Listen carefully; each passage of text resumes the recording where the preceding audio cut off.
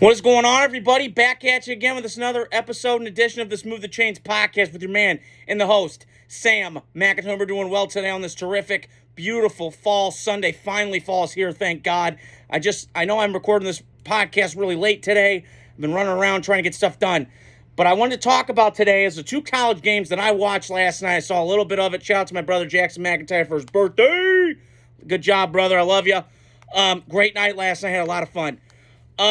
And I kind of was catching an eye on that, on the Miami-Florida State game, because obviously I'm watching Cam Ward because of Raiders need a quarterback bad. And then I also wanted to watch LSU and A&M last night at Kyle Field. What a great sight for a college football game. That's what college football's king right now. The pageantry, everything just feels so cool to me. I want to go down to an SEC game really bad, a Georgia, a Tennessee. I need to go to Neyland really bad, see my cousin Alex and Andrew, obviously. Shout out to his wife, Alicia, who's a nurse and went to UT. So I'm really excited for that. I wanted to get on here today, though, because I usually do pro football, but I always love college, too. Shout out to Wisconsin, Notre Dame. Notre Dame beat the shit out of Navy yesterday. That's hard to do. But Notre Dame, good for them. They got no room for error now. They got to do something. In this 12-team now playoff, obviously. And then Wisconsin, I don't know what to make. I mean, it's kind of hard. They're kind of limited what they can do, especially academic-wise. And they kind of just dabble in it a little bit, but not too much with the NIL. So, before I recorded this, I watched Richardson, who just, oh my God, it's just, I mean, he's just like a nightmare.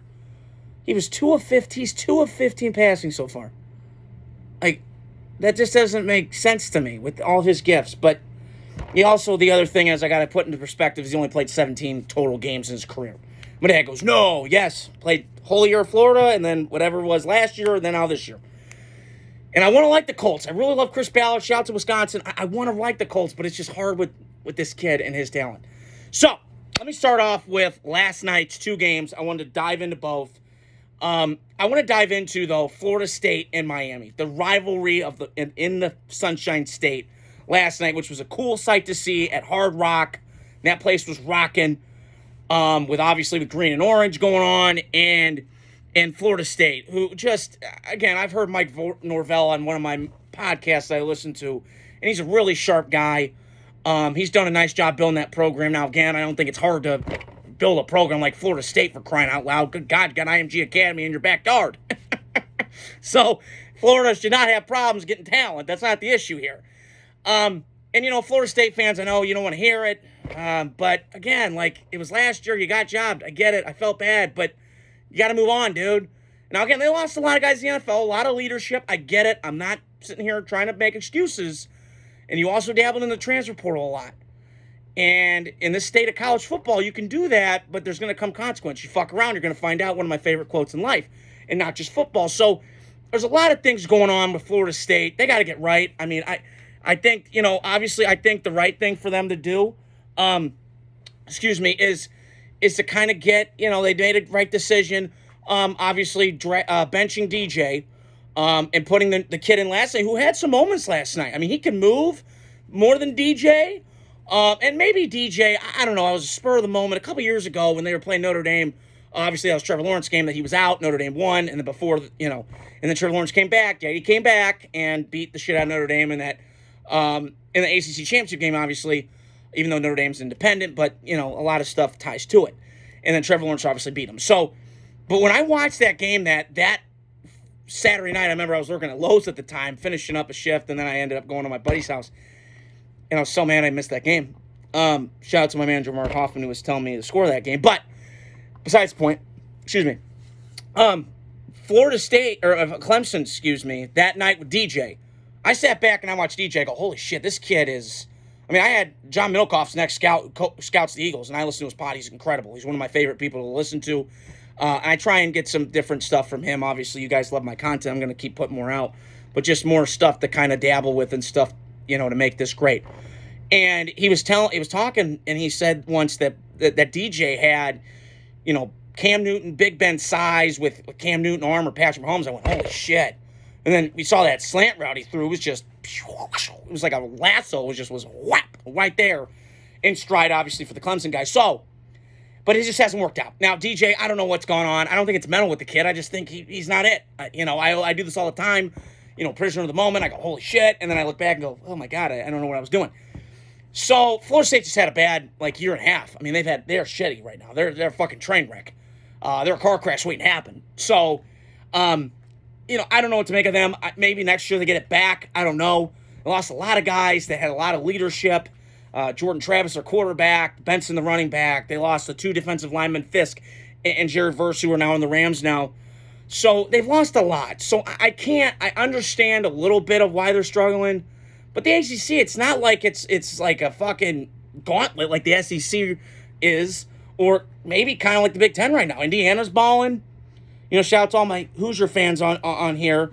Good for you guys. I mean, you're 8-0, and Kirk Cagnetti's doing a remarkable job at getting this program. And listen, he's kind of like Kalen DeBoer, man. You don't fuck around, and he's won. So that's what I want to make of Florida State. And then Miami, I want the flip side.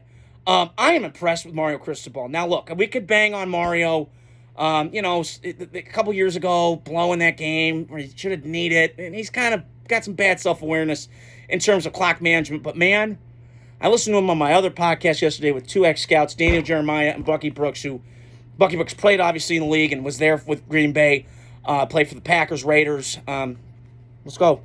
And also played when he was with Brett Favre in Green Bay during his peak, during the 3 MVP runs that Favre had, and then obviously resulted in the Super Bowl against the Patriots. For Brett Favre, first one. Should have won the second one against Denver, but that's because Mike Holmgren's an idiot and shouldn't have went on his thing about, I'm going to go to Seattle, guys. Fucking dumb fuck. But anyways, besides the point, he was there. And then Daniel Jeremiah, obviously, shout, he's from the 260. Hey, 260, baby. Woo! From the 260, Fort Wayne's finest. So, I was hearing them talk, and I just think he's incredible. And they were talking about, what was I going to say? Oh, Cristobal. And I heard him yesterday, and I got some Dan Campbell vibes. And him being a former offensive lineman, you saw this at Oregon a lot. They were just a physical, just nasty football team that played with passion, that played with energy, bent-in rage. And you just saw it last night. I watched the highlights this morning before I got up in the morning, took my dog out, and then I watched it on my phone, the highlights from last night, the 14 minutes or whatever.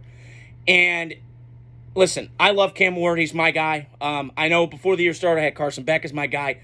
I still am with Carson Beck, but I'm out. I mean, I can't judge. I can't not see what I'm unseeing. Like, it just has not been great. They're asking him to do a lot more, which I understand. But it's Georgia. Like, you got to do a little bit more. And then Quinn Ewers I was sold on, and I'm kind of like, I don't know. So this quarterback draft's not great, but the guy that I love, and I'm telling you, and I know last night people can bitch about the stat line, and I understand it, but it was very efficient last night. They ran the football. Their defense was complimentary. Now, granted, it was Florida State, and it's a rivalry game. I get all that. Got to throw the records out. But last night, to me, that was a fucking dominating game by by Miami last night. Miami of Florida, excuse me. That, to me, is a Mario Cristobal team. And he's a physical, tough guy, former lineman. I love it. The everybody talks about, and I get the set, flash, and the sizzle. I'm all for it. But my great late uncle Grandpa Mac told me this long time ago. You got to win in the trenches. And the Lions have done. Mike Kesnick know this. You know this better than anybody, buddy. They have done an incredible job at building both lines of scrimmage in Detroit. And you see it with Mario Cristobal's teams when they had Penei Sewell at Oregon. Now, again, you could bitch and say, well, the offense was kind of weird at Oregon. I get all that. But they are a run the fucking football. That back last night, McKenzie, he is a fucking stud, man. And he's a stud. They got, their offensive line, that guard last night, he's a freshman. He's balling last night. Their offensive line at Miami is really good. And they've done a really great job of developing and getting those offensive linemen all on the same page to gel and work together. And Cam Ward played efficient football last night, which you had to do. Now, he didn't fuck it up. He's very good to me when I watched this morning, was that they brought a bunch of corner blitzes, Mike Norvell and that staff, and he got that ball out quick. He sensed pressure. Okay, bam, there you go. So very good quarterbacking last night if you're watching it from that perspective, which I was as a fan. I will say this, though. He's, to me, right now, is going to keep shooting up because I also heard that he's no bullshit. That's the kind of guy that I need for the Raiders.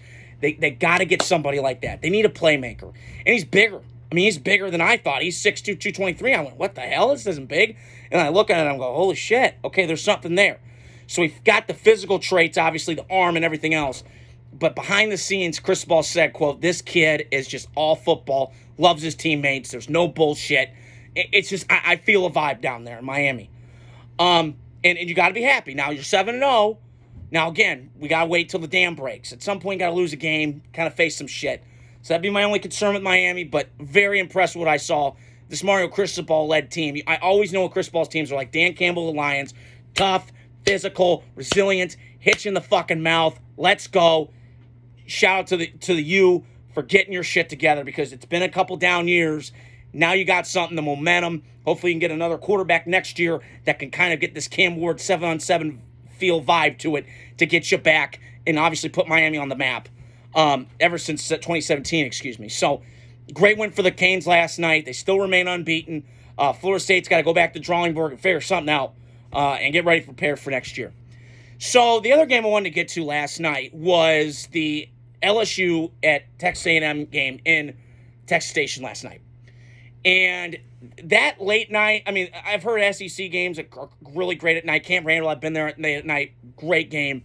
I go back to Camp Randall again. One of my favorite memories. College stadiums I've ever been to. I've never been to Notre Dame. Obviously, I want to go.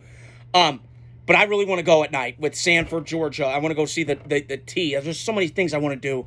Obviously, with this economy we're living in, Jesus fucking Christ. Hopefully everything slows down and goes down in price, and God help us. But last night to me, listen, I get. I'll start from LSU side of it. LSU's a really, really good football team, and they got dudes everywhere. They got 2 linemen that are gonna go top 10. Their defense got some dudes. Their receivers. I talked to Deaton about this a couple weeks ago, beginning of the month. In that Cowboy Giants game, on my live stream with Deaton, and him and I are both like, I'm laughing at these LSU fans thinking they were going to suck this year without 2 of their receivers. Have you watched? These guys are balling.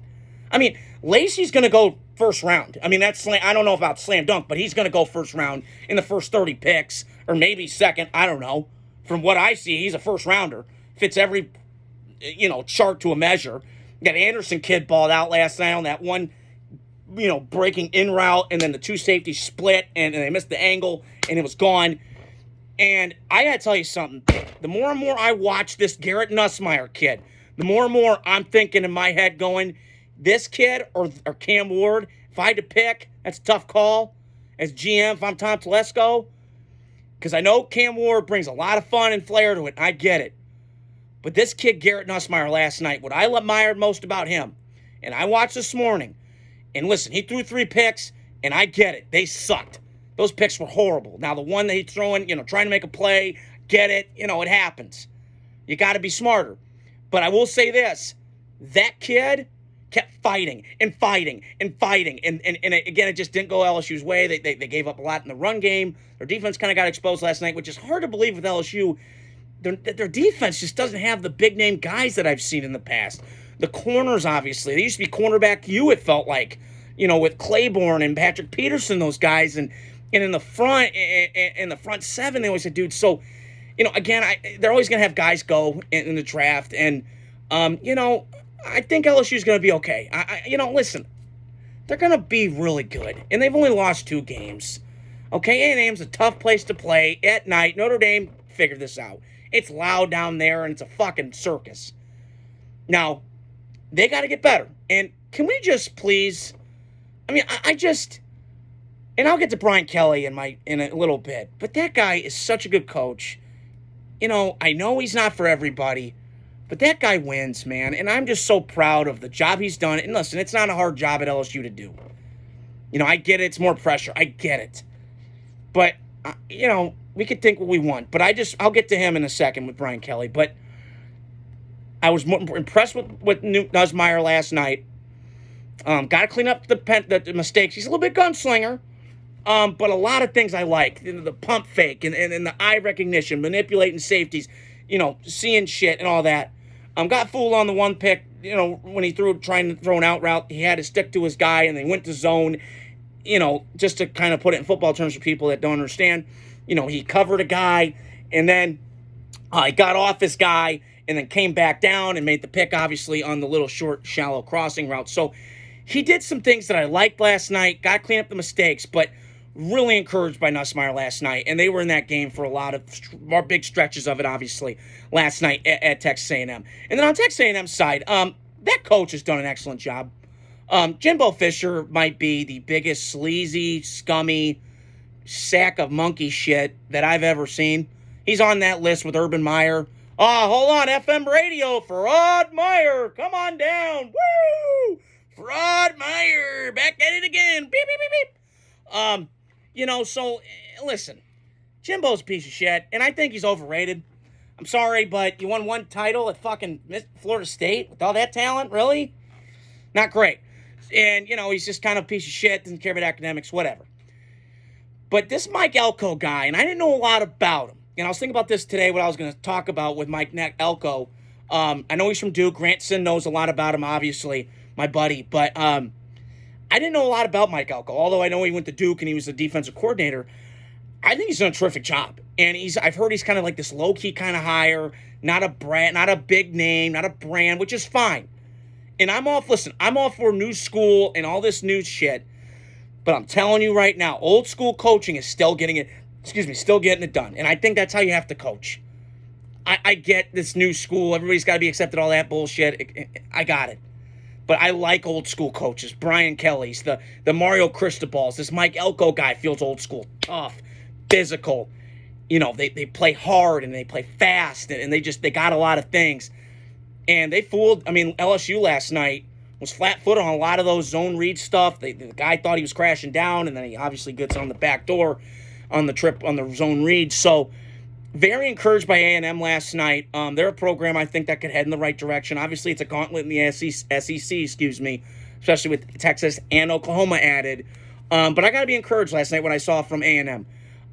Very good job by them to find Mike Elko, and he's done a nice job. And I think the trajectory is only going up for A&M. Obviously, they can recruit really well. When you're in Texas, you should. So, they're going to be, both these programs are okay. One of them is not dead, and another one's great. They're still on that, they're on that level of balance to me. Now, obviously, Garrett Nussmeier's got a big decision to make. Does he come out this year in the draft, or does he stay in? I'm not sure. If I was him, I don't know. I would probably go the latter and say he comes out. But I like to see him come out this year, and if the Raiders get a chance, take him second round, I would love it. Fits what they want to do. He's a big, tough kid with a good enough arm, can make all the throws. He's got good eye recognition, pumps once, bam. He's got a lot of shit I like. Now, I got to go back and watch some more highlights, I'm not a scout where I get all the tape. I watch the highlights, but very encouraged by what I saw last night from LSU and Nussmeier, and A&M really looks impressive, fits the part compared to what they had with Jimbo Fisher. That was just kind of a jumbled mess. I feel like now there's finally some momentum and some traction and some unity with that Texas A&M program. And the last thing I wanted to say on here, and I'm glad you guys are joining me today. As always, I appreciate all the comments and likes, subscribes, and all that. But I got to give my flowers to Brian Kelly. I just, every year with this guy, I'm more impressed by him. Listen, he's not for everybody. I know the the Notre Dame thing started out shitty with the kid and the murder and all that stuff. But I will say this with Brian Kelly. That guy can coach. I think, I'll make this bold take right now, he wins a national championship soon, in my opinion. And I mean that. You guys can bitch at me all you want. This guy can coach. I think he's right there. I know he's got Bama, and they haven't played yet, depending on where it's at. But I'm telling you, this guy can coach. He's done it every program. He's like a Bill Parcells a little bit. Got that little sprinkle. He's done it he's done it at Cincinnati. Took him to the FCS, and they played Florida with Tebow. He's done it at Notre Dame. He's done it now with LSU. The last couple of years. So, Again, I think Brian Kelly's an excellent coach. He's hard on quarterbacks. I get it. So is John Gruden. And John Gruden's a screamer, and he's a yeller. He's got that chucky and the vibe and the snarl, and he's got that to him with Brian Kelly. But I admire the hell out of him. He's not everybody's cup of tea. I thought early on he was kind of doing a little bit too much with the Southern and, hitting the gritty and, throwing the one. I get it. But he's grown up. He's matured. He knows his role. He's staying true to himself. He's still got those Northeast roots where he's pissed and he's tense and he's got that kind of fire in him that I've always liked with Brian. He's a tough guy to play quarterback for. But the one thing I like about Brian Kelly is that guy keeps people accountable. He puts guys in the NFL. Their teams are always tough. They're physical. They hit you. They're explosive. He's explosive now. Their team's explosive now down at LSU, obviously. But when he was at Notre Dame, they had some explosives. So shout out to Brian Kelly. I just want to give him his flowers. And I really would take him over Lincoln Riley any day of the fucking week. I know Zach Alexander. I know you love LSU, brother. USC. But, man, I wish that Lincoln had more fire and more bark and that test and tense. And that's just not who he is. I get it. But I'm talking about Brian Kelly, but I just wish sometimes I saw Brian Kelly and I saw Ryan Day this week and get pissed. And I just wish sometimes that guy that screamer, that guy would come out and he puts like the, I am the warlock, by Probot that just gets me fucking jacked for arm day. Besides the point. But I'm telling you, they need some of that juice. They need some of that fire, that passion. And I don't see it with Lincoln. So, like I say every week, I just want to get on here and Brian Kelly his flowers. I think he's done a terrific job at LSU, and I think he'll continue to do that. So, like I say every week, hit the like, subscribe, share button. Tell your friends. Tell everybody. And more videos will be coming up soon. And talk to you guys soon.